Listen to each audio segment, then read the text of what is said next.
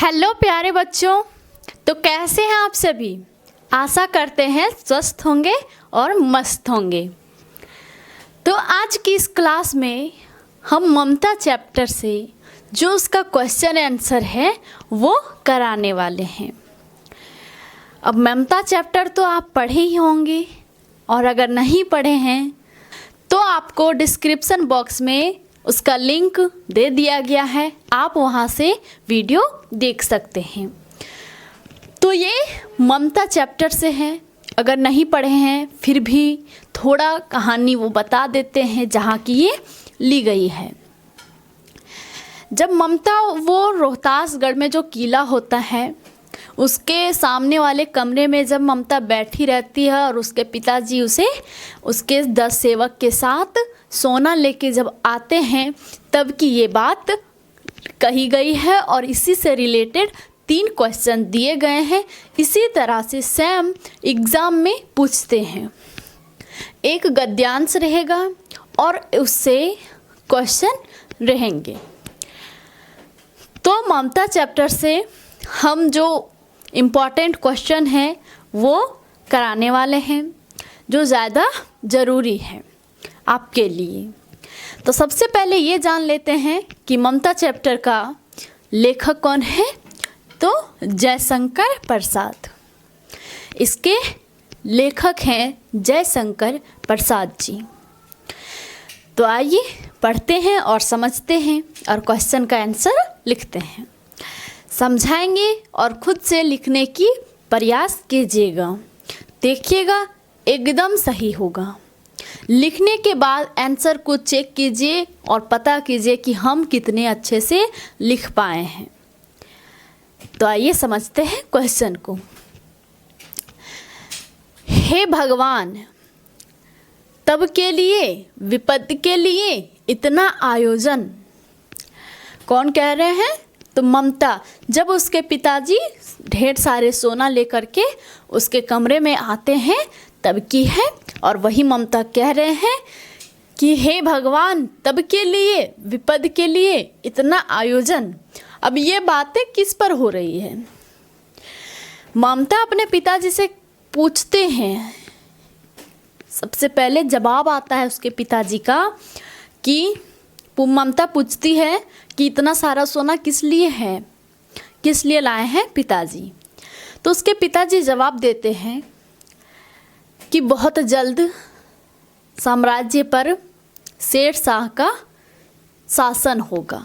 उसके पिताजी चूड़ामणि होते हैं, नाम उसका चूड़ामणि, उसी किले के मंत्री होते हैं, राजा का मंत्री। तो वही अपने बेटी से कहते हैं कि बहुत जल्द शेर शाह यहाँ कब्जा करने वाले हैं, तब हम मंत्री नहीं रहेंगे, और हम मंत्री नहीं रहेंगे तो हम दोनों की ज़िंदगी कैसे गुजरेगी। ममता विधवा होती है, उसकी विवाह बचपन में ही हो गई रहती है, लेकिन पूरे ससुराल वाले ख़त्म हो गए होते हैं, यानी कि मर गए होते हैं, और उसके पिताजी को कोई लड़का नहीं रहता, इकलौती बेटी ममता ही रहती है।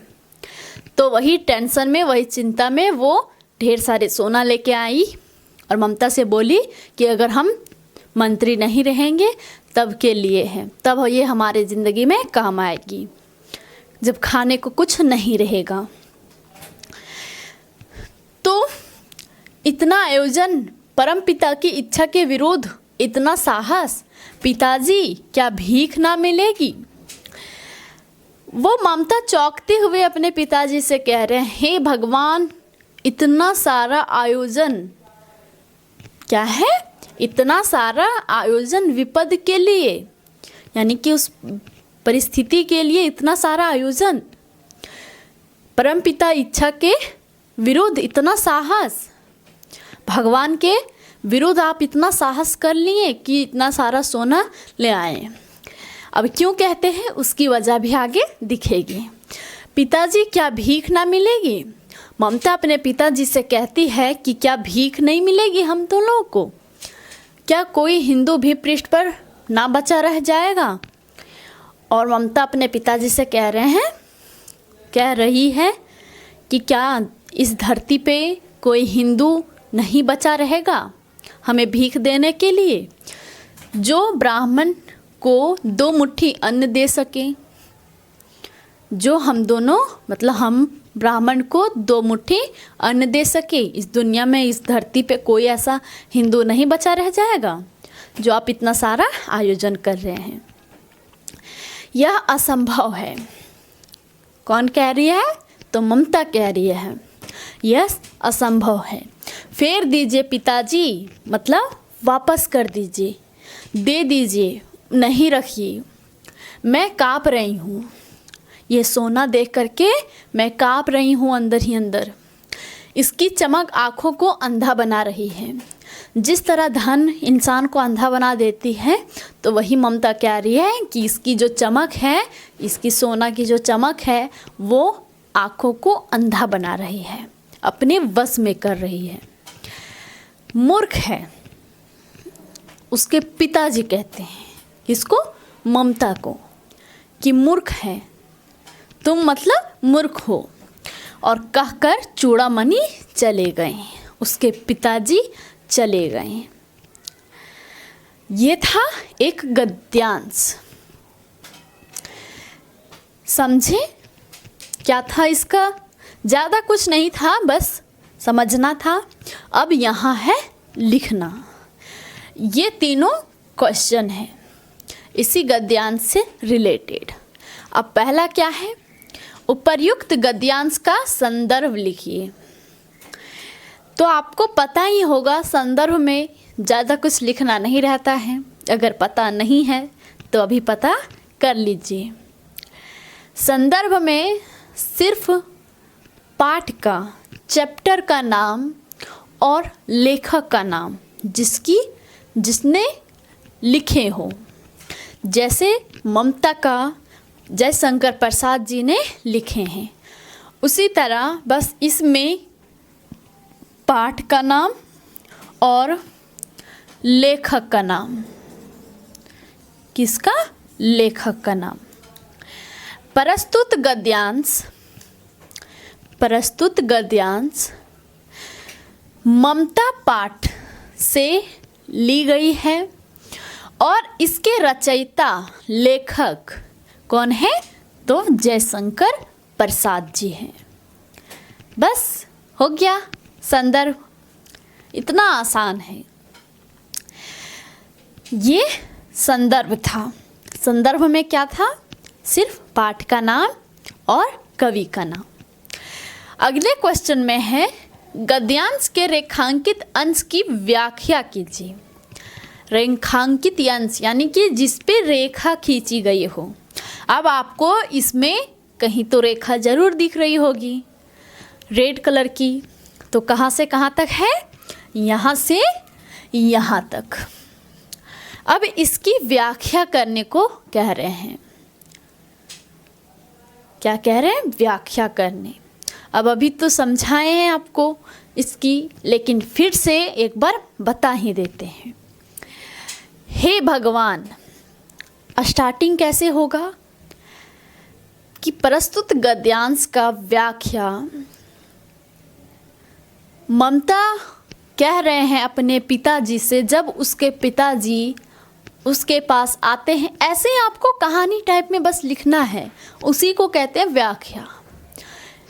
तोड़ के लिखना कि ममता अपने पिताजी से चौंकते हुए कह रहे हैं, हे भगवान, चिंतित होके, चौंकते हुए और गुस्से में भी, ये भी हो सकता है। विपद के लिए चौंकते हुए, हे भगवान, इतना सारा आयोजन उस पल के लिए जिस पे कुछ भी हो सकता है, आप उसके लिए, उस विपत्ति के लिए इतना सारा आयोजन कर रहे हैं। परम पिता के इच्छा के विरोध अपने पिताजी से ममता कहती है कि हम ब्राह्मण हैं। क्या है? ये लोग ब्राह्मण हैं और ब्राह्मण के धर्म में धन को रखना एक मतलब पाप है। समझ लो कि पाप ही है। भगवान के विरोध इतना साहस, हम ब्राह्मण होने के बावजूद भी आप धन को इकट्ठा कर रहे हैं और रख रहे हैं, इतना साहस, आप भगवान के विरोध इतना साहस कैसे कर सकते हैं। तो हो गया इसकी व्याख्या। बस तोड़ के लिखना कि ममता बस यही है, अपने पिताजी से कह रहे हैं, इसकी आंसर वही है। तोड़ के लिखना, व्याख्या में तोड़ के बस लिखना। तो जैसे आपको हम समझाएं आप वैसे लिख सकते हैं।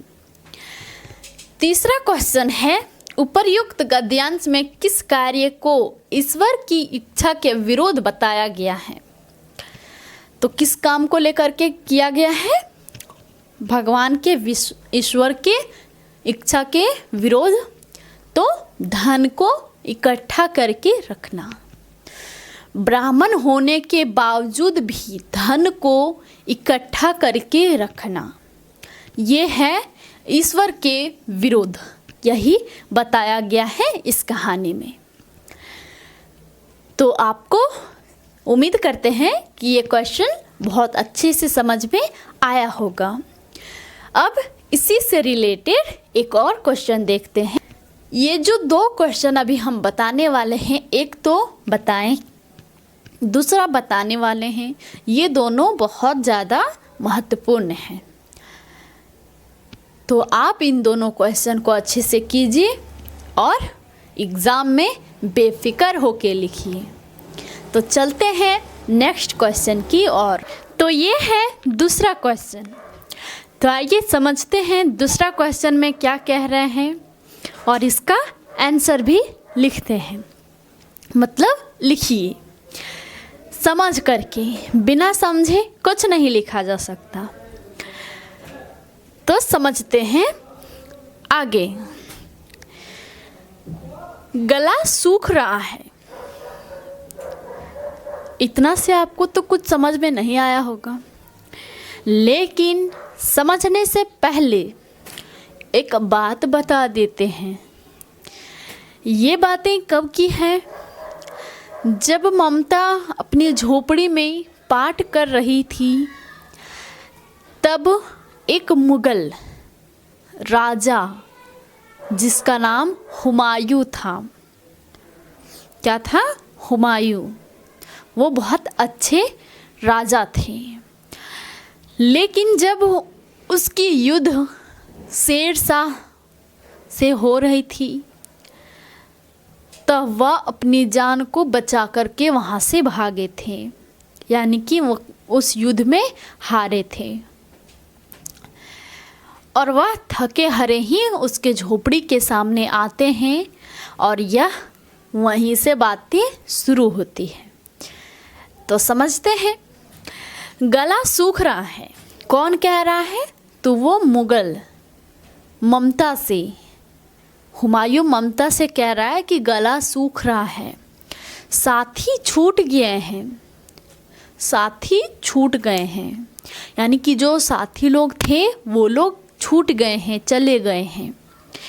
अश्व गिर पड़ा है, अश्व मतलब घोड़ा, घोड़ा भी गिर चुका है मेरा, इतना थका हुआ हूँ। वह हुमायूं ममता से कह रहा है कि इतना थका हुआ हूँ,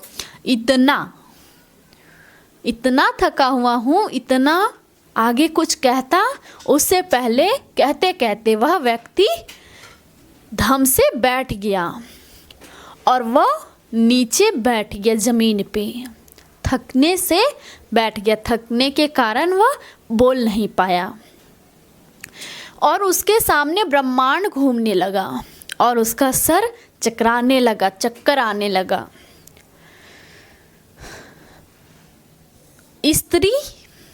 स्त्री ने सोचा यह विपत्ति कहाँ से आई। कौन सोच रहे हैं? तो ममता सोच रही, स्त्री ममता को ही कहा गया है। ममता ही सोच रही है कि यह विपत्ति कहाँ से आ गई, ये परेशानी कहाँ से आई। उसने जल दिया, किसको?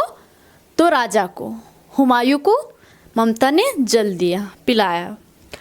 मुगल के प्राणों की रक्षा हुई और उसकी जान बची, उसके प्राणों की रक्षा हुई। वह सोचने लगी, सब विधर्मी दया के पात्र नहीं। पानी देने के बाद, जल देने के बाद ममता सोचने लगी कि सब विधर्मी दया के पात्र नहीं, यानी कि सबके ऊपर दया नहीं किया जा सकता, सब कोई दया के लायक नहीं होते हैं। क्यों कह रहे हैं? मेरे पिता का वध करने वाला आतताई, जिसने मेरे पिताजी का वध किया, मुगल के ही, वो भी मुगल साम्राज्य से ही वो भी थे जिन्होंने इसके पिताजी का वध किया था, चूड़ामणि का। शेरशाह ने चूड़ामणि को मारा था, तो वो भी मुगल में ही आते हैं। तो इसलिए वो कह रहे हैं कि जिन्होंने मेरे पिताजी का वध किया वो दया के पात्र नहीं, सब कोई दया के पात्र नहीं। इतना कहते ही घृणा से उसका मन विरक्त हो गया। किसका मन? तो ममता का, नफरत से भर गया उसका मन। स्वस्थ होकर मुगल ने कहा, ममता जब ये सब बातें कह रही थी और सोच रही थी, तो वह स्वस्थ होकर के, यानी कि उठ करके वो हुमायूं मुगल, माता तो मैं फिर चला जाऊं, वो ममता से कहने लगे। हुमायूं ममता से कहने लगे कि माता मैं चला जाऊं, फिर चला जाऊं, मतलब ऐसी अगर बात है तो मैं चला जाऊं। स्त्री विचार कर रही थी और फिर से वह सोचने लगी, मैं ब्राह्मणी हूँ, मुझे तो अपने धर्म अतिथि देव की उपासना का पालन करना चाहिए। यानी कि वो अपने धर्म के बारे में विचार कर रही है कि हम ब्राह्मणी हैं और अपने देव की उपासना की कर्तव्य के रूप में करना चाहिए। परंतु यह नहीं, सब कुछ खुद सोच रही है, फिर कहती नहीं, ऐसा नहीं, सब विधर्मी दया के पात्र नहीं। फिर से वो कहती है कि सब कोई दया के पात्र नहीं होते हैं, दया के लायक नहीं होते, सबके ऊपर दया नहीं किया जा सकता। फिर से सोचती है, परंतु यह दया तो नहीं, कर्तव्य करना है। क्या करना है? कर्तव्य करना है। और फिर से उसके दिमाग में ये बातें आते हैं कि ये दया नहीं, कर्तव्य है। किसी की जान की, मतलब जान बचाना दया नहीं होती, कर्तव्य होती। अगर कोई इंसान परेशानी में है, अगर आप उसकी मदद कर रहे हैं तो वो दया नहीं होती, कर्तव्य होती है। और हर एक इंसान की कर्तव्य यही है कि वो हर परेशानी में अगर कोई भी हो उसकी मदद करे। तो ये हम समझें। इससे ये 3 क्वेश्चन है, बहुत आसान है। ये आपको अगर समझ में पूरी आ गई होगी तो ये 1 सेकंड में बनने वाली आंसर है। कितने? 1 सेकंड। तो आइए 1 सेकंड में समझते हैं और लिखते हैं। 1 सेकंड में लिखा नहीं जा सकता, लेकिन आंसर सोचा जरूर जा सकता है। उपर्युक्त गद्यांश का संदर्भ लिखिए। अभी ही पहला क्वेश्चन में आपको बताएं कि संदर्भ क्या होता है और क्या लिखना रहता है, तो आप उसे अच्छे से लिख सकते हैं, उम्मीद है। बस पाठ का नाम और लेखक का नाम। दूसरा क्वेश्चन में है, गद्यांश के रेखांकित अंश की व्याख्या कीजिए। आपको यहाँ रेड कलर की एक लाइन खींची हुई दिखाई दे रहा होगा, उसी का व्याख्या करनी है, यानी कि विस्तार में लिखना है। क्या है? सब विधर्मी दया के पात्र नहीं। मेरे पिता का वध करने वाले आतताई घृणा से उनका मन विरक्त हो गया, घृणा से उसका मन विरक्त हो गया। अब आप इसे समझे, अभी समझे होंगे, इसी का अर्थ बस लिखना है। अब कैसे लिखना है? सब विधर्मी दया के पात्र नहीं। ममता सोच रही है, अपने मन में विचार कर रही है कि सब लोग दया के लायक नहीं होते हैं, सबके ऊपर दया नहीं किया जा सकता। मेरे पिता का वध करने वाले आतताई, मेरे पिताजी का जिन्होंने वध किया वो दया के पात्र नहीं, यानी कि उसके ऊपर दया नहीं किया जा सकता। फिर घृणा से ममता का मन नफरत से, घृणा से भर गया। क्या हो गया? घृणा से, नफरत से भर गया। बस इतनी तो सिंपल सी बात थी, इतना में आपको टाइम लग गया। देखिए, ये दोनों लाइन का ही तो व्याख्या लिखनी थी, वो भी आधे आधे लाइन का ही। तो समझ गए?